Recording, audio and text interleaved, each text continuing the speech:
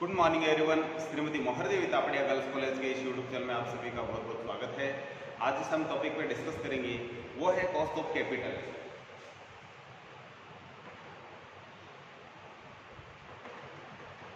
यानी कि पूंजी लागत। पूंजी लागत देखने में थोड़ा सा अलग सा लगता है कि भी पूंजी की लागत क्या होती है, लेकिन एक सिंपल रूप में इसको यदि समझा जाए तो जब हम कहीं अपना पैसा लगाते हैं, ठीक है, हमने चाहे शेयर खरीदे हैं, चाहे हमने डिबेंचर खरीदे हैं और बदले हमें रिटर्न में कुछ और मिल रहा है, ठीक है। मानिए हमने 1,00,000 रुपए के शेयर खरीद लिए और बदले में हमें कुछ एक्स्ट्रा और मिल रहा है। यदि 1,00,000 का शेयर खरीदे थे, इसके बदले में हमें डिविडेंड मिल रहा है। यदि हमने डिबेंचर खरीदे तो हमें इंटरेस्ट मिल रहा है। तो जो इंटरेस्ट मिल रहा है, जो डिविडेंड मिल रहा है, इसको हम किस रूप में समझते हैं? इसको पूंजी की लागत के रूप में समझा जाता है। तो इस तरीके से इसको अलग अलग अर्थों में इसको प्रयोग किया जाता है। इसके लिए यदि बात करें कि एक सिंगल व्यक्ति, ठीक है, एक व्यक्ति भी पैसा लगा करके ये पूंजी की लागत को ये अचीव कर सकता है। इसके अलावा बहुत सी कंपनियां हैं, ठीक है, बड़ी बड़ी कंपनियां हैं, सरकारी कंपनियां भी है, प्राइवेट कंपनियां भी है। बहुत सारी कंपनियां हैं जो अपना पैसा है कहीं इन्वेस्ट करती है और बदले में क्या प्राप्त करती है, वो डिविडेंड के रूप में या अन्य जो ये ऋण पत्र है खरीदते हैं तो इंटरेस्ट के रूप में जो कुछ प्राप्त करती है, उसे हम क्या कहते हैं? ये पूंजी की लागत के रूप में इसको समझा जाता है। लागत क्यों कहते हैं? यदि वो पूंजी हम कहीं और खर्च कर देते हैं, ठीक है, हमने अपना क्या किया, जो खर्चा था वो स्थगित कर दिया। ये मानिए कि एक व्यक्ति था जिसने ये प्लान बनाया कि इस साल मैं एक तो एसी लाऊंगा, एक फ्रिज लेके आऊंगा और एक अन्य जो जैसे मान लो गीजर लेके आता है। तो ये मानिए कि उसने वो सारा खर्चा कि मैं 80,000 रुपये का टोटल खर्चा करना है, ठीक है, लेकिन उसने वो सारा जो खर्चा करना था उसका क्या कर दिया, त्याग कर दिया। उसने सारे के सारे पैसे किसी फाइनेंस कंपनी के शेयर वगैरह या अन्य किसी कंपनियों क्या कर लिए, शेयर खरीद दिए। तो बदले में उसको जो मिल रहा है तो उसको किस रूप में समझा जा रहा है? पूंजी लागत के रूप में समझा जा रहा है। तो इस तरीके से जो उसने जिन जो सुविधाओं से वो वंचित रहा है, ठीक है, ये उसको अब वो बिना एसी के रह रहा है, बिना फ्रिज के रह रहा है, बिना गीजर के रह रहा है। तो कहने का मतलब है कहीं न कहीं वो कुछ अपने जो खर्चे थे उनका उसने क्या किया, स्थगन किया। तो स्थगित खर्चों के बदले में और भविष्य को आगे देखते हुए कहीं पैसा इन्वेस्ट किया गया है, बदले में कुछ पैसा मिल रहा है, विनियोजित पूंजी का जो बदले में पैसा मिल रहा है, तो वो भी पूंजी लागत के रूप में भी इसको समझा जाता है। तो ऑल ओवर घुमा फिरा के एक ही बात आती है कि हम अपना पैसा कहीं लगाते हैं, चाहे हम हो चाहे कोई कंपनी हो, ठीक है, और बदले में उस पैसे में कुछ जुड़ करके ही हमें वापस मिलता है, ठीक है, तो उसको हम किस नाम से जानते हैं? पूंजी लागत के रूप में समझते हैं। अब यदि हमने शेयर खरीदे तो हमें डिविडेंड मिलेगा, यदि हमने डिबेंचर खरीदे हैं तो हमें इंटरेस्ट मिलेगा। तो इस तरीके से इसको किस रूप में समझते हैं? इसको पूंजी लागत के रूप में समझा जाता है। ये मुख्य रूप से ये 4 प्रकार की पूंजी लागत होती है। तो सबसे पहले बात करें केटी, इसको बोलते हैं कॉस्ट ऑफ डिबेंचर। केटी का मतलब कॉस्ट ऑफ डिबेंचर है।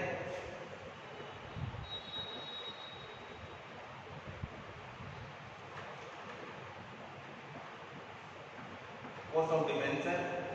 दूसरा होता है केपी, ये है कॉस्ट ऑफ प्रेफरेंस शेयर।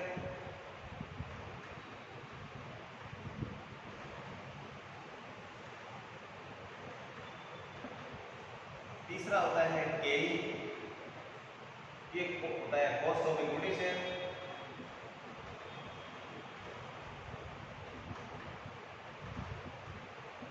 और चौथा होता है केआर, इसको कहते हैं कॉस्ट ऑफ रिटेन अर्निंग। तो इस तरीके से ये मुख्य रूप से जो 4 प्रकार के हैं जो ये होते हैं। तो इस तरीके से हम इनका 1 बाय 1 सभी का क्या है थोड़ा सा अध्ययन करेंगे, डिस्कस करेंगे। इन पे मुख्य रूप से क्या है, न्यूमेरिकल क्वेश्चंस आते हैं। तो हम एक एक का, ठीक है, एक एक में किस तरीके से ये न्यूमेरिकल क्वेश्चन है ये हल किया जाता है, किस तरीके से ये कॉस्ट ऑफ कैपिटल निकाली जाती है, उनके बारे में डिस्कस करेंगे। ये कितने प्रकार की होती है, जब शोधनीय और अशोधनीय की कंडीशन में इनमें अलग अलग चीज़ें होती है। तो वो हम एक एक पे हम क्या करेंगे, बारी बारी डिस्कस करते हुए इन पे न्यूमेरिकल क्वेश्चंस है वो अलग अलग तरीके से जितने भी टाइप के दिए वो सभी करेंगे और एक एक टॉपिक पे हम चलेंगे। तो आज हमारा जो टॉपिक है वो रहेगा केडी का, कॉस्ट ऑफ डिबेंचर। तो हमारा जो पहला टॉपिक है केडी, कॉस्ट ऑफ डिबेंचर के बारे में बात करें तो ये दो तरीके से इसको समझते हैं हम। एक तो शोधनीय और दूसरा होता है अशोधनीय कंडीशन में। और ये शोधनीय कंडीशन में जो ये इसको ऋण पूंजी के रूप में भी समझाते हैं, ऋण पूंजी कैसे निकाली जाती है, और अशोधनीय की कंडीशन में ऋण पूंजी किस तरीके से निकाली जाती है। तो सबसे पहले शोधनीय डिबेंचर हो तो उस कंडीशन में ऋण पूंजी कैसे निकालते हैं, किस फॉर्मूले का हम यूज लेते हैं, तो वो मैं फॉर्मूला यहाँ लिख रहा हूँ। तो वो है, तो शोधनीय की कंडीशन में जब ऋण पूंजी शोधनीय हो तो हम इस फॉर्मूले का यूज करेंगे। इसमें आर है इंटरेस्ट रेट यानी ब्याज की दर है, तो ब्याज होगा, और यहाँ मेच्योरिटी वैल्यू यानी परिपक्वता अवधि पर डिबेंचर के बदले हमें टोटल क्या वैल्यू मिलने वाली है। एनपी होता है नेट प्रोसीड्स और एन होता है नंबर ऑफ ईयर यानी कितने सालों के लिए हमने ये पैसा यहाँ लगाया है। तो ये मेच्योरिटी वैल्यू है और ये number of year net proceeds है। तो नीचे वाली चीजें भी सेम ही है, इनको जोड़ करके 2 का भाग लगाएंगे और ये इनको 100 करेंगे। तो इस तरीके से ये फॉर्मूला हम लगाते हैं तो हमारी क्या जाती है, केडी जाती है, कॉस्ट ऑफ डिबेंचर आ जाती है। इसके लिए हम क्या करते हैं, क्वेश्चन करते हैं जिससे आप समझ पाओगे कि किस तरीके से कॉस्ट ऑफ डिबेंचर है जो निकाली जाती है। क्वेश्चन को लेने से पहले हम थोड़ा नेट प्रोसीड्स के बारे में थोड़ा देख लेते हैं कि नेट प्रोसीड्स क्या होती है।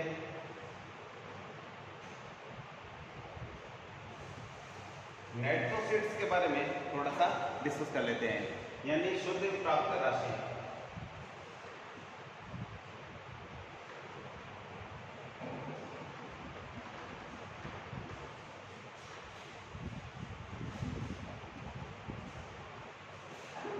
शुद्ध प्राप्त राशि है जो 3 तरीके से देखी जाती है। पहला है प्रीमियम पर,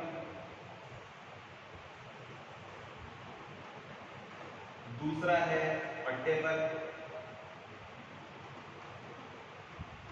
और तीसरा है सममूल्य पर।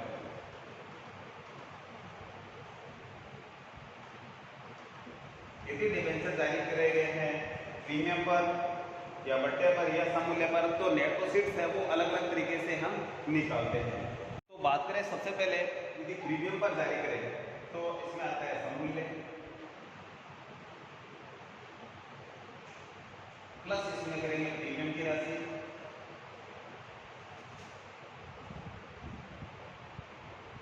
माइनस करेंगे निर्गमन लागत।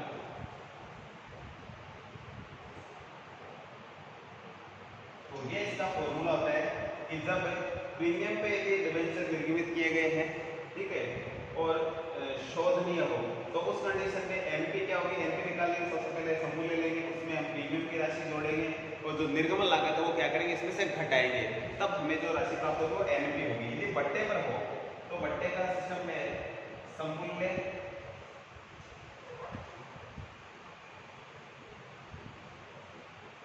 माइनस बट्टा, बट्टे की जो राशि होगी वो माइनस निर्गमन लागत।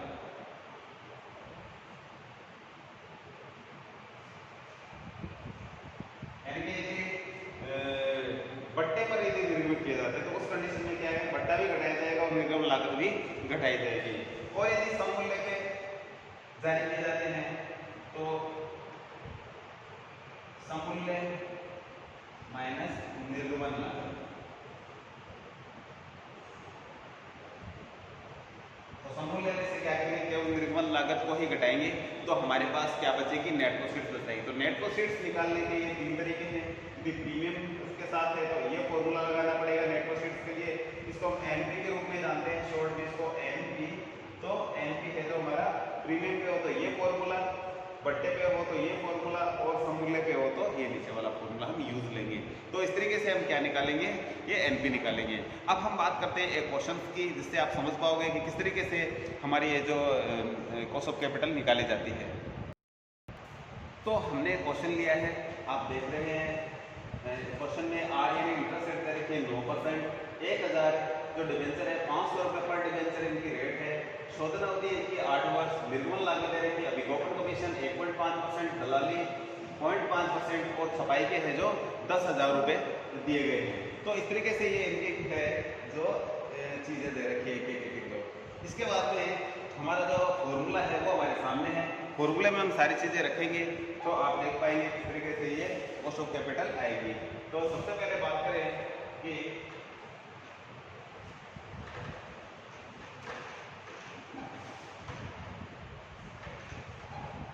हमारा फॉर्मूला लिखा हुआ है आर हमारी है 9%, ठीक है।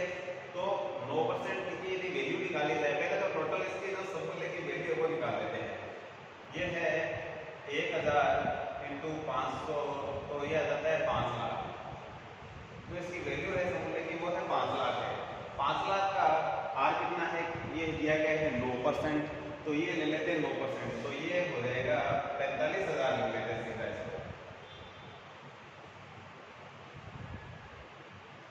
ये 45,000 प्लस मेच्योरिटी वैल्यू दे रखी है, वो दे रखी है